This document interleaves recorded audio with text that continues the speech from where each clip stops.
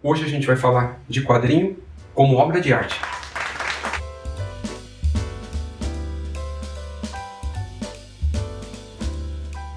Saudações portenhas, meu nome é Rafael, bem-vindo ao canal Multiverso 38 e hoje eu vou falar a respeito de um material que ele é uma história em quadrinho, mas ele pode ser visto de uma maneira, eu não vou dizer diferenciada, porque a gente está falando aqui da lunarte, então falar de quadrinho é falar de arte em uma certa medida. Só que uns representam mais essa alcunha do que outros.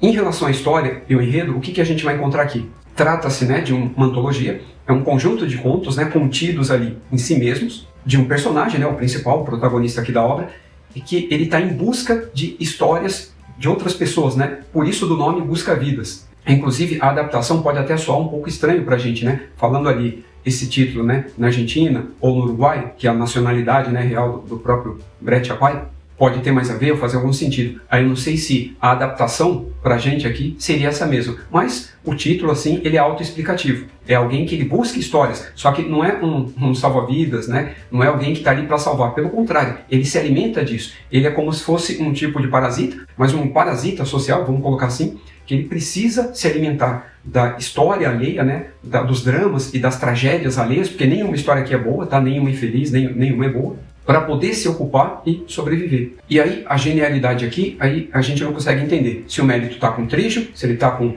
o Brecha, ou com os dois ao mesmo tempo, com a convergência aí do trabalho dos dois. Porque cada quadro possui ali um conjunto de referência, ou pelo menos uma referência tem por quadro, a alguma coisa que estava acontecendo ali na época, ou aconteceu há pouco tempo. Um criminoso ali, argentino, famoso, algum escândalo político que aconteceu há pouco tempo ou ainda está acontecendo. Sempre há algo relacionado ali com a história da Argentina.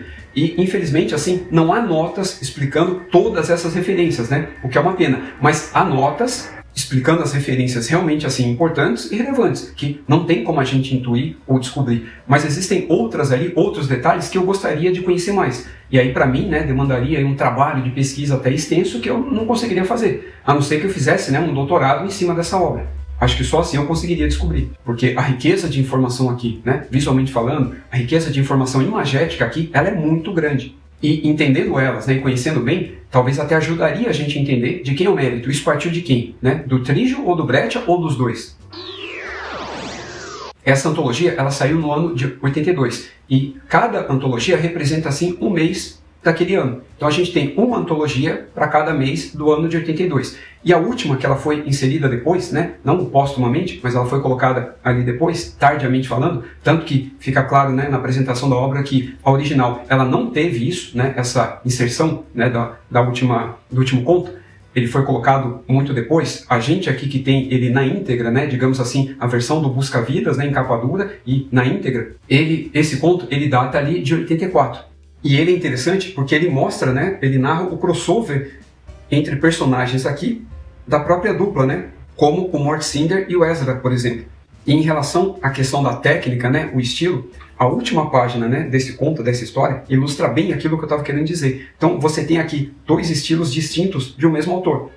Você tem aqui no começo e no último quadro o que eu chamaria do ápice criativo e artístico do desenhista. E nos quadros ao lado aqui, na vertical, a gente teria o estilo mais convencional dele, que não deixa de ser bonito, não deixa de ser bem feito, incrível. Tanto que, se o Brecha desenhasse assim a vida toda, seria excelente para a gente, para qualquer leitor, acredito eu. Mas a forma com que ele atingiu aqui, com os outros quadros, é impressionante. Você pode até perceber pela diferença de cenário, tanto a edificação ou qualquer coisa no cenário. Ele representa agora de uma forma não tão abstrata, não é isso que eu estou querendo dizer, mas bem minimalista, bem simplificada, como se ele já tivesse o domínio pleno da arte, em que ele não precisa representar a vida, os objetos em todos os detalhes, mas sim e da forma que ele julga necessário representá-los. E o acabamento ele ainda segue aqui ao padrão da editora. E de todos os marca-páginas, pelo menos que eu me lembre, esse daqui eu achei o mais interessante, porque ele não parece apenas trecho do material, mas ele tem os dois lados que parece que o autor desenhou naquele marca-página, de tão bem feito que ficou. É claro que quanto mais comercial o quadrinho for, o objetivo dele for apenas as vendas, né, ele mira apenas o aspecto comercial, o quadrinho assim, ele acaba se distanciando mais desse aspecto artístico do que aquele que mira o oposto disso. Mas isso não faz dele um quadrinho ruim, ou ele não pode ser visto, né, ou apreciado como algo artístico, né, como uma obra de arte propriamente dita, porque ele possui ali um apelo mais mercadológico. Não é assim que funciona. A diferença que eu estou tentando colocar aqui é que a mão editorial, né, os prazos para que ele consiga entregar aquilo, para que aquilo seja vendável também, isso muitas vezes pode acabar afastando e impedindo com que esses materiais vendidos dessa forma, eles ascendam a uma categoria, artisticamente falando, é claro, acima da mercadológica. Mas antes de aprofundar mais a respeito do assunto, a gente tem que precisar um pouco melhor o conceito, né, do que é arte, mas sem apelar para o academicismo, né, para as teorias filosóficas que tentam explicar essa manifestação cultural. A arte, por enquanto, ela é dividida em 11 tipos, né, em 11 manifestações dela mesma, sendo que cada uma representa um tipo.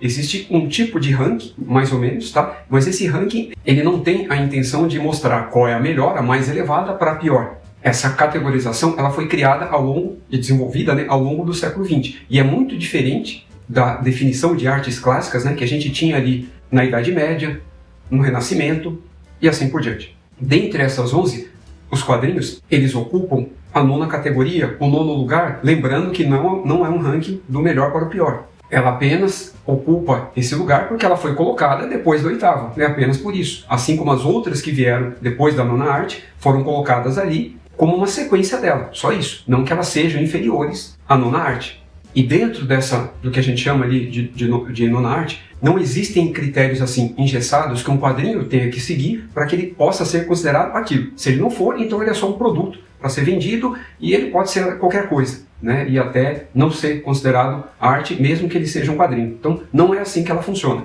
Essa noção de arte, ela mudou muito, né, ao longo do século XX. A gente pode dizer que o próprio século XX, ele faz um tipo de revisão, né, um tipo de revisionismo de toda a história da arte, de tudo que é considerado arte, tanto do ponto de vista da própria arte em si, se é que é possível, né, colocar dessa forma, quanto da filosofia e das áreas do conhecimento que se ocupam do estudo dela. Então, mesmo um quadrinho de super-herói, né, que ele está ali na categoria infanto-juvenil, ou um quadrinho qualquer que seja infantil, Disney, Mônica, não importa. Todos possuem um apelo comercial, são feitos, né, para vender, e nem por isso eles deixam de ser considerados arte. Eles também podem e devem ser vistos, né, dessa maneira. Isso, na verdade, ele está muito mais ligado à relação que a gente estabelece com essas obras. É uma relação, ela é, obviamente, né, ela é sempre afetiva, mas é a gente que vai dar esse valor mercadológico ou não. É por isso que, para algumas pessoas, uma determinada obra que a gente considera que eu posso considerar mediana, outras pessoas vão colocá-la lá no topo. E uma que eu considero assim no topo, como essa que eu vou apresentar aqui agora nesse vídeo, alguns podem colocar ela lá embaixo. É tudo muito relativo e depende muito do momento em que a pessoa esteja vivendo aquilo, né? Depende também do contato e da proximidade, né, que o leitor tem com aquela obra naquele momento. E esse momento, esse contato, ele pode mudar ao longo do tempo. Tanto que tem obra que a gente leu uma primeira vez, não gostou. Aí depois de ter relido, muitos anos depois, adorou. Ou o contrário, também ocorre. Obras que a gente lembra de ter lido e que eram magníficas, e aí depois de muitos anos a gente foi reler, e aí descobriu que ela, na verdade, envelheceu mal, e que você não entendia porque que considerava ela tão boa assim. Apesar de tudo isso que eu coloquei, ainda é possível falar, vou abordar a questão dos quadrinhos, da 9ª arte como um todo, de uma maneira mais artística. Mas aí isso fica mais a cargo dos profissionais dessa arte, né? Fica a cargo dos roteiristas, desenhistas, argumentistas, arte-finalistas, designers, letristas, tradutores, revisores e assim por diante. Todos esses técnicos, de alguma forma, entendem da arte. Eles sim conseguem estabelecer um tipo de nível ou até de ranking em que as obras podem transitar do melhor ao pior, só que esse ranking ele não é fixo, né? Ele não é estático, ele pode variar ao longo do tempo. É um tipo de olhar que o leitor comum, independente, né, da quantidade de anos aí que ele leia, ele não consegue ter, porque esse é um tipo de sensibilidade em que o artista, né, o profissional da área, ele se dedica totalmente àquilo. Muitos dedicaram a maior parte do tempo da sua vida a isso, e não só a ler as obras nas horas vagas, ou quando der vontade, ou antes de dormir, e assim por diante. Eles têm um compromisso com aquilo, então a relação passa a ser outra. Os quadrinhos também podem ser encarados, né, como os filmes, por exemplo. Existem aqueles filmes que são mais comerciais, né, que é para vender, como os hollywoodianos, né, que é o que a gente mais consome ainda, né, pelo menos por enquanto, aqui no Ocidente, e aqueles mais alternativos, né, que eles até passam em circuitos em que poucas pessoas sabem que eles existem. Mas mesmo assim, eles são feitos, mesmo não dando o retorno que se espera ou que se acha que um filme tem que dar. A mesma coisa acontece na pintura, né, onde você tem quadros ali que são considerados, né, verdadeiras obras de arte, e que ficam ali expostos, né, em museus e galerias, mas a gente também tem aquela produção artística que serve apenas para decorar um ambiente, decorar sua casa, seu local de trabalho ou qualquer outro lugar. Os quadrinhos, eles podem funcionar da mesma forma. Você tem aquele material, independente da faixa etária, né, e do público ao qual ele se destina, ele é muito menos exigente, né, tanto da forma com que ele é feito, ou exige menos até do próprio leitor, do que obras, né, muito mais densas, do que tanto do ponto de vista do roteiro, né, quanto da arte, como essa que eu vou mostrar aqui agora. O Brecht, por exemplo, no caso aqui eu estou me referindo ao Brecht pai, né, ao Alberto Brecht, ele é um exemplo, e essa obra aqui é o exemplo assim mais próximo daquilo que eu estou tentando mostrar para você. Essa daqui não é uma HQ muda, é um material preto e branco, o que, na minha opinião, valoriza mais a arte, né, do artista, do desenhista. O roteiro dela é fenomenal também, porque aqui a gente está falando do Carlos Trígio, mas o foco mesmo, né, ele está na arte, não tem como negar isso. Ela pode ser vista como um tipo de expressão máxima do artista, o máximo que ele poderia acender, o máximo que ele poderia chegar do ponto de vista da técnica, de tão deslumbrante que é. É incrível você olhar e perceber os detalhes, ou melhor, a falta de detalhe e a forma com que ele compõe, né, o cenário, os personagens, as feições, as rugas, né, e as marcas no rosto, no corpo todo, para falar a verdade, os objetos, o cenário como um todo, eu já falei, mas repito, todos os elementos que compõem a imagem, como mostra aqui a página 51. É como se ele tivesse chegado num nível em que ele não precisa mais retratar as coisas como elas são, devidamente falando. Ele não precisa mais fazer uma fotografia, né, uma cópia fiel daquele objeto ou daquela pessoa, ou de uma pessoa, mesmo que ele a tenha imaginado. É como se ele tivesse transcendido essa necessidade, né, de representar as coisas dessa forma e passar a ter a liberdade de compor da forma como ele acha que as coisas são ou da forma com que ele quer que as coisas sejam.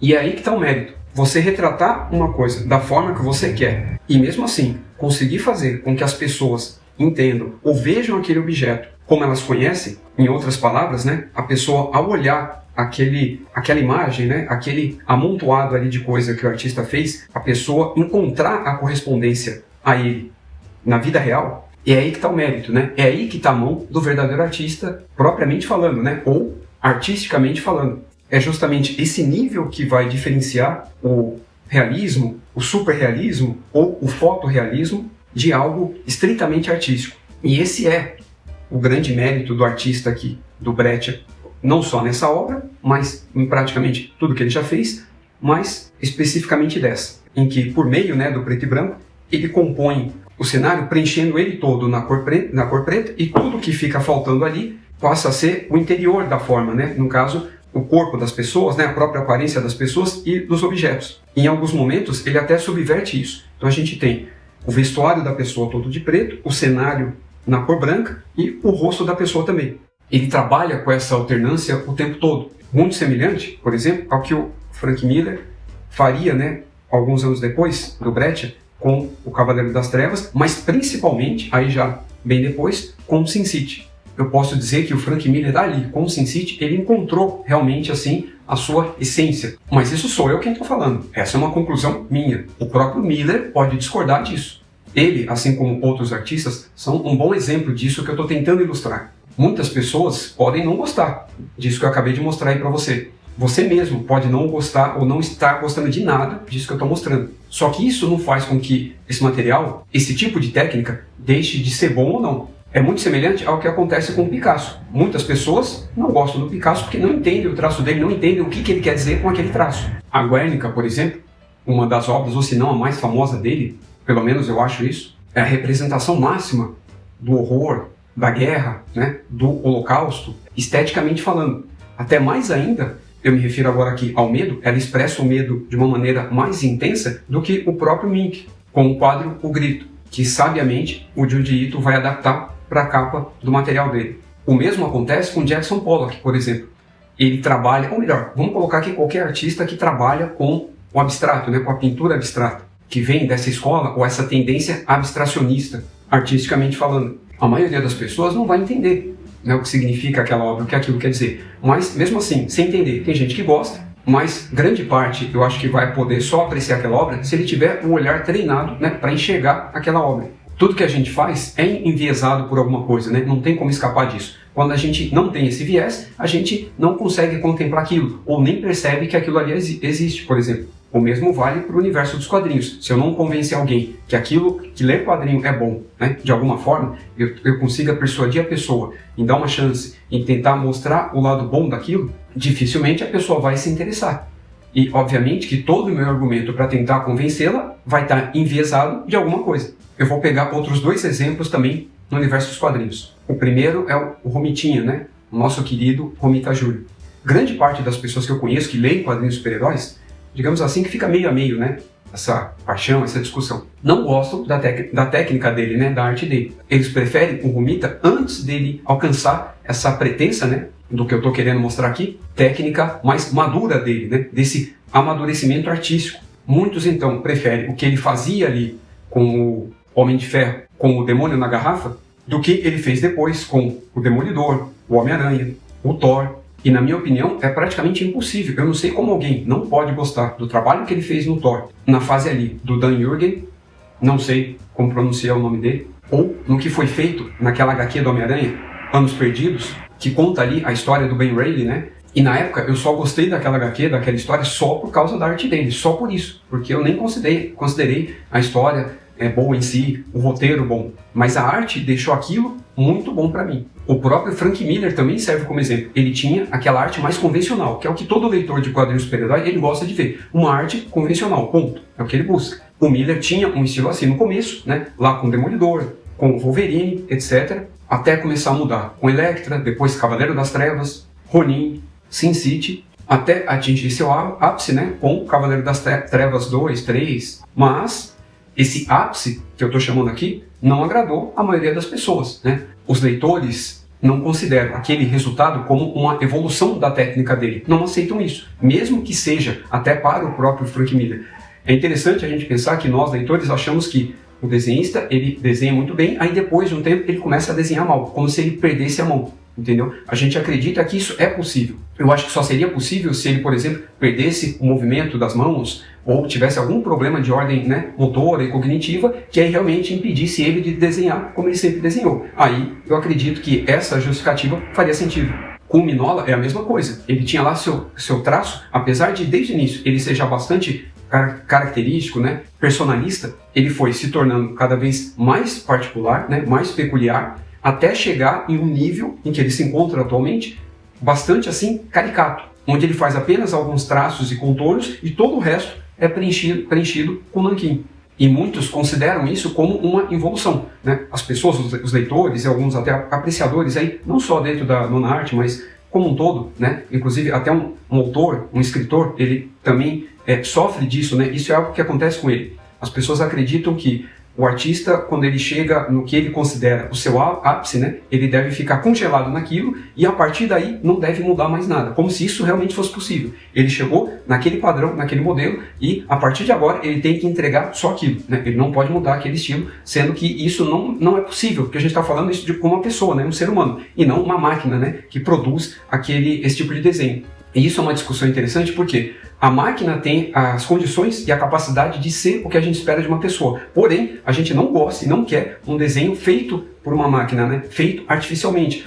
Por isso que grande parte dos leitores de HQ tem uma certa aversão para a ilustração feita digitalmente. E os exemplos não param. O próprio Hugo Pratt, né? Ele sofre com isso. Ele teve um tipo de arte lá no começo, durante sua trajetória, e um estilo mais limpo, né? Ao fim da vida dele. Em especial com a obra Morgan, né, que eu já fiz um overview dela, e uma espécie de resenha, mas bem sucinta, sem dar muito spoiler, assim que ela foi lançada. Eu vou deixar o vídeo linkado aqui. O próprio Picasso, né, voltando aí para o universo das artes, também sofreu bastante com isso. Ele começou com um estilo bastante convencional, né, para o que se tinha na época, até ele chegar ao que ele realmente foi, né, ao que a gente considera o ápice, né, e ao que ele realmente considera o ápice, né, e os críticos de arte e os admiradores, né, do pintor. Então eu dei toda essa volta, né, todo esse rolê necessário para poder explicar e justificar por que existe um quadrinho assim, né, um tipo de material, um tipo de quadrinho desenhado dessa forma, porque isso, mais do que qualquer outro exemplo, isso daqui é uma representação fiel da nona arte, se é que é possível falar dessa maneira.